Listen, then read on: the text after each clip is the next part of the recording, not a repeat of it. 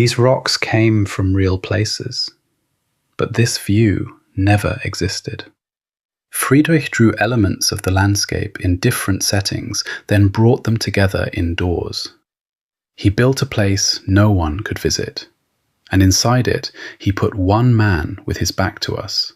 No expression, no visible face. Why make an impossible landscape, then deny its only witness an identity? Caspar David Friedrich. Wanderer above the Sea of Fog, around 1818.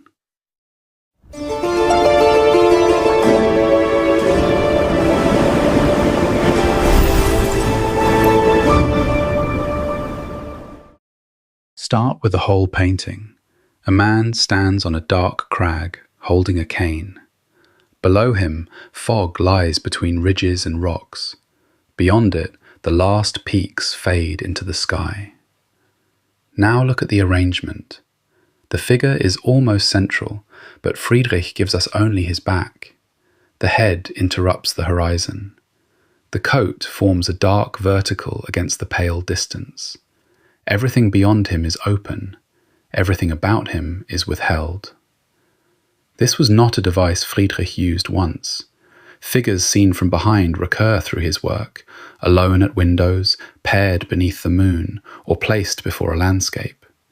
The German term is Rückenfigur. The question is not who this man is. It is what his turned back makes you do.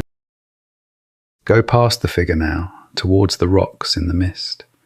They look like the record of one climb, one morning, one view. They are not. Friedrich made detailed drawings outdoors, but he did not carry a canvas onto this peak and copy what stood before him. Back in the studio, he selected elements from different settings, simplified them, compressed them, and made a new geography. The clearest receipt is the block of rock in the background mist. It is the Zirkelstein, near the River Elbe. The rock is real. Its position here is not. Friedrich moved it. The surrounding terrain came from walks through Saxony, Silesia, and Bohemia, including the Elbe sandstone mountains. The fragments belonged to the world, but they never belonged together like this. So the first mystery is paid. This is not an observed destination. It is a landscape assembled to produce an experience. Now return to the man, because his missing face is the mechanism. A Rückenfigur is a figure seen from behind. In Friedrich's hands, the device gives you a position inside the work. You cannot study this man's expression and decide what he feels. You have to look where he looks. That small refusal changes the painting.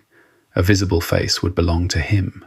The turned back leaves the response unfinished, and the viewer supplies it. Awe, fear, calm, uncertainty. The picture does not settle which one. This is why the invented geography matters. Friedrich did not build it as a map. He built it as a standpoint. You are no longer looking at a traveller who has reached the edge. You are sharing the edge with him. Look down from that shared position. The foreground rock is solid, but the middle of the painting has almost no ground at all. Fog covers the route, the distance, and whatever might lie below. This belongs to the romantic idea of the sublime. Edmund Burke described danger at a sufficient distance becoming a source of delight. Kant found the sublime in what seems formless or boundless, a mountain range, a stormy sea, an obscured depth. Friedrich's version is quieter than Turner's. Turner gives you weather in motion. Friedrich gives you emptiness, silence, and isolation. The possible fall remains, but nothing moves to announce it. That is why the fog can feel peaceful and threatening at once. It keeps danger at a distance, then removes the distance from view. And for Friedrich, ice and hidden depth were not only ideas, they belonged to memory. Leave the peak for a moment and go back to Greifswald, where Friedrich was born in 1774, the sixth of 10 children in the family of a soap boiler. His mother died when he was 7. At 13, Friedrich fell through ice while skating.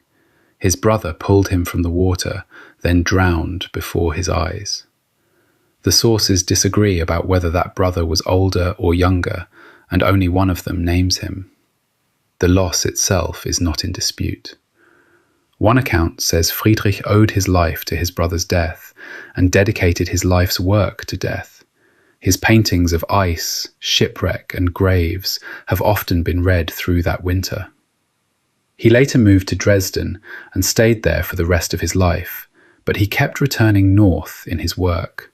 Sea ice, ruined abbeys, figures standing before open distances. Now the fog carries more than danger. It carries survival, and the knowledge that survival can belong to only one person. Step away from Wanderer for one painting. In 1808, Friedrich made Cross in the Mountains, also known as the Tetschen altar. A crucifix rises against a mountain sky, and the landscape carries the religious subject. It was made as an altarpiece for a private setting. One account calls it the first Christian altarpiece created as a landscape. The critic Ramdor attacked it as a danger to denominational religion. Landscape, he warned, was trying to enter the church and climb onto the altar. For Friedrich, Gardner puts it plainly, landscapes were temples, and the paintings themselves were altarpieces. Now return to the man on the rock. The invented peak reads differently.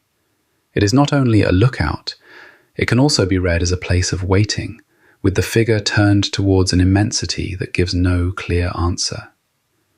One history of Friedrich's work describes this as a dialogue with the cosmos, in which the individual waits in vain for an answer from God. The silence is not empty decoration, it is the condition of the question. Come back to the figure and look at the coat. It is not simply generic travelling clothes. One scholarly reading identifies it as an old German frock coat, a style prohibited in 1818. That date sits beside the usual date of the painting. On this evidence, the coat has been read as a political sign, connected to hopes for a freer Germany after the Napoleonic Wars. The figure may even have been understood as an officer killed in those wars. But the evidence does not give us his name, and it does not turn the picture into a simple political poster. The reading remains a reading. What it changes is the back. The withheld face can carry more than private feeling. Under this interpretation, it can also carry a political hope. Then the fog takes that certainty away too.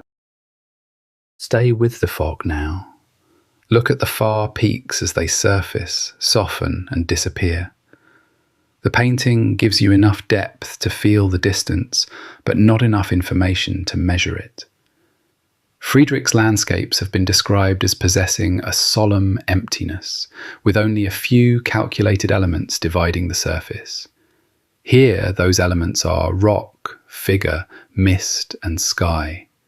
Nothing tells you where the traveller is going.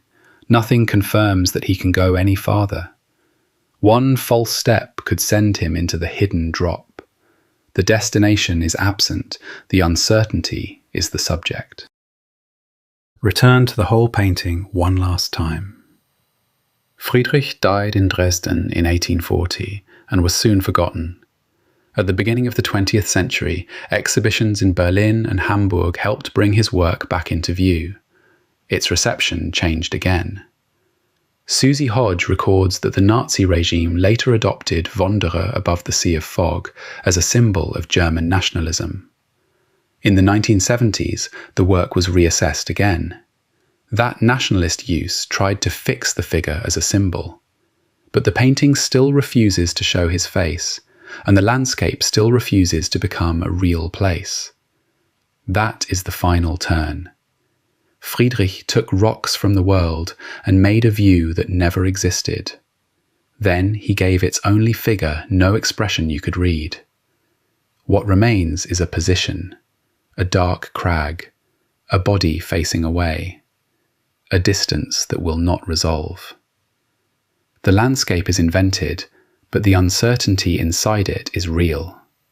You stand where the face should be. So when you look into the fog, whose future are you trying to see?